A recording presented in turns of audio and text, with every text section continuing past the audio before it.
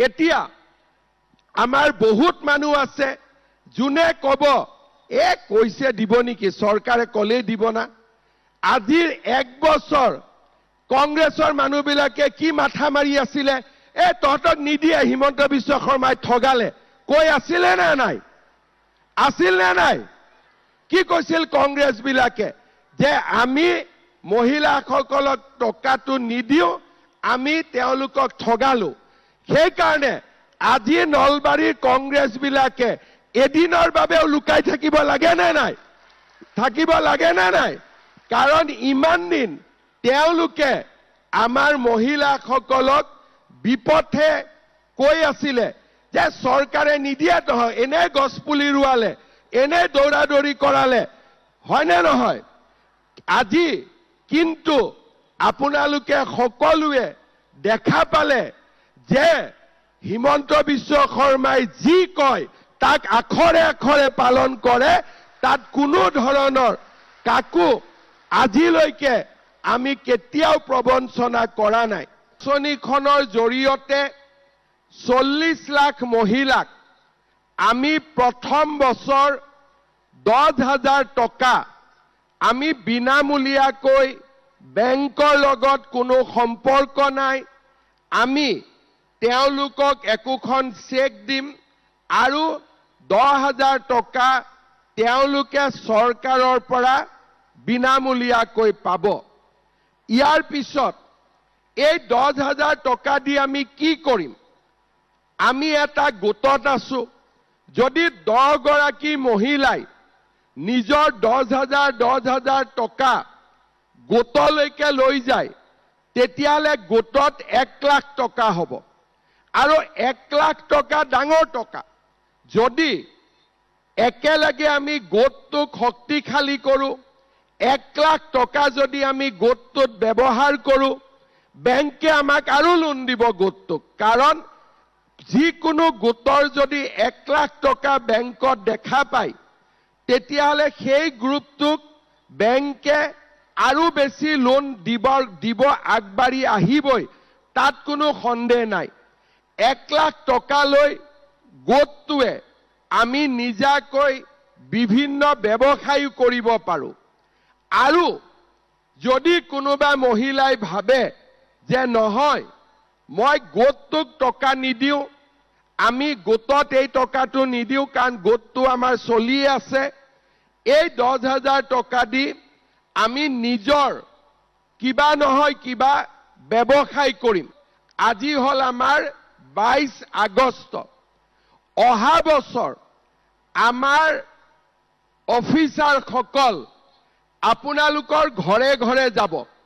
40,000 পৰিয়ালৰ ঘৰে ঘৰে যাব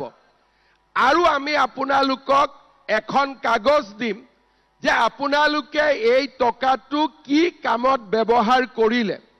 বোলে মই মোবাইল কিনি দিলো তেতিয়াহলে আৰু আমি গলো আৰু মোবাইলতে থাকি গলো ঠিক আছে বোলে নহয় এই টকাটো আমি ভাল কামত ব্যৱহাৰ কৰিছো ভাল কামটো কি মই জানিব নোখোজো আপোনালোকে যিটো ভাল কামত ব্যৱহাৰ কৰিব সেইটোৱে ভাল আছে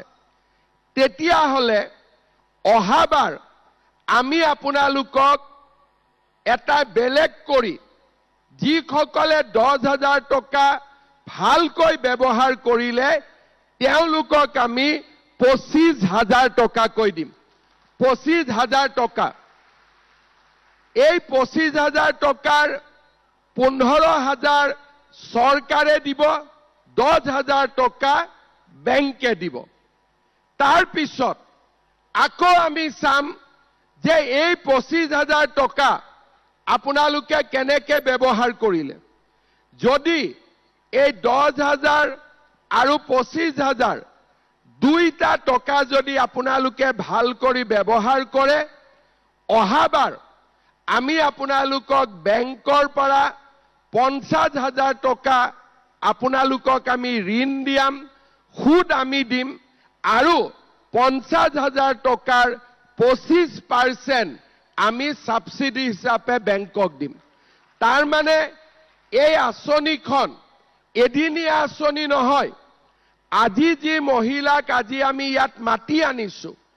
এই মহিলাসকলক আমি 3 বাৰ, আজি এবাৰ মাতিছো, অহা বছৰ আমি আকৌ মাতিম, তাৰ পিছত আমি আকৌ মাতিম। মোৰ উদ্দেশ্য হ'ল 10,000, 25,000 আৰু 50,000, 85,000 টকা আপোনালোকৰ হাতত চৰকাৰৰ পৰা পোৱাৰ আমি ব্যৱস্থা কৰি দিম। যোৱাবাৰ ইলেকশ্যনৰ আগতে যেতিয়া আমি অৰুণোদয় আঁচনি আনিছিলো, তেতিয়া কংগ্ৰেছবিলাকে কি কৈছিলে, এইবিলাক ইলেকশ্যন বুলি আনিছে, ভেলকিবাজি, ইলেকশ্যনৰ পিছত নাথাকে এইবোৰ। কিন্তু আজি 5 বছৰ অৰুণোদয় থাকিলে নে নাথাকিলে? থাকিলে নে নাথাকিলে? যোৱাবাৰ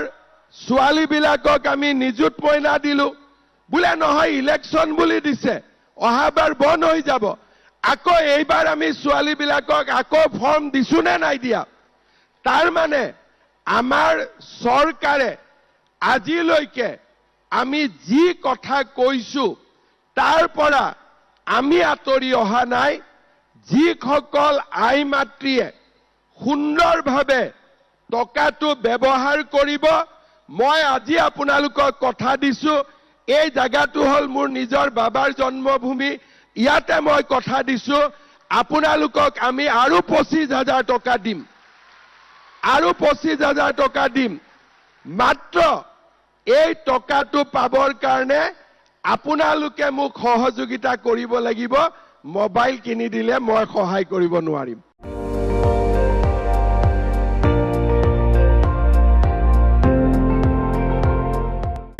আপুনি চাই আছে ND24, সৰ্বশ্ৰেষ্ঠ নহয়, সৰ্বোত্তমৰ দৌৰা।